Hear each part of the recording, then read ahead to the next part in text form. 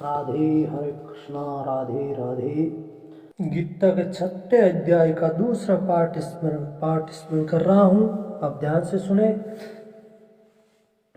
इस प्रकार योग के अभ्यास से अत्यंत वश में किया हुआ चित्त जिस काल में परमात्मा में ही भली प्रकार स्थित हो जाता है, उस काल में संपूर्ण कामनाओं से इस प्रकार रहित हुआ पुरुष योग युक्त ऐसा कहा जाता है। जिस प्रकार वायु रहित स्थान में स्थित दीपक चलायमान नहीं होता है, वैसी ही उपमा परमात्मा के ध्यान में लगे हुए योगी के जीते हुए चित्त की कही गई है। हे अर्जुन, जिस अवस्था में योग के अभ्यास से निरुद्ध हुआ चित्त उपराम हो जाता है और जिस अवस्था में परमेश्वर के ध्यान से शुद्ध हुई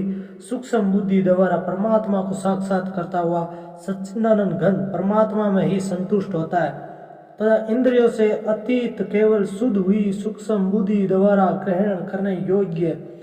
जो अत्यंत आनंद है, उसको जिस अवस्था में अनुभव करता है और जिस अवस्था में स्थित हुआ यह योगी भगवत स्वरूप से नहीं चलायमान होता है और परमेश्वर की प्राप्ति रूप जिस लाभ को प्राप्त होकर उससे अधिक दूसरा कुछ भी लाभ नहीं मानता है और भगवत प्राप्ति रूप जिस अवस्था में स्थित हुआ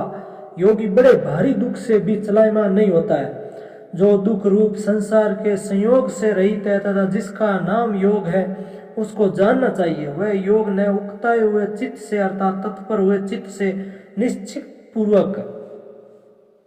करना कर्तव्य है। इसलिए मनुष्य को चाहिए कि संकल्प से उत्पन्न होने वाली संपूर्ण कामनाओं को निश्चयता से अर्थात वासना और आसक्ति सहित त्याग कर और मन के द्वारा इंद्रियों के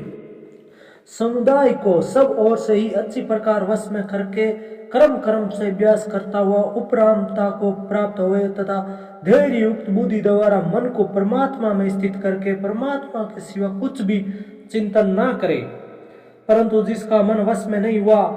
हो, उसको चाहिए कि ये स्थिर न रहने वाला और चंचल मन जिस कारण से संसारिक पदार्थों में विचरता है,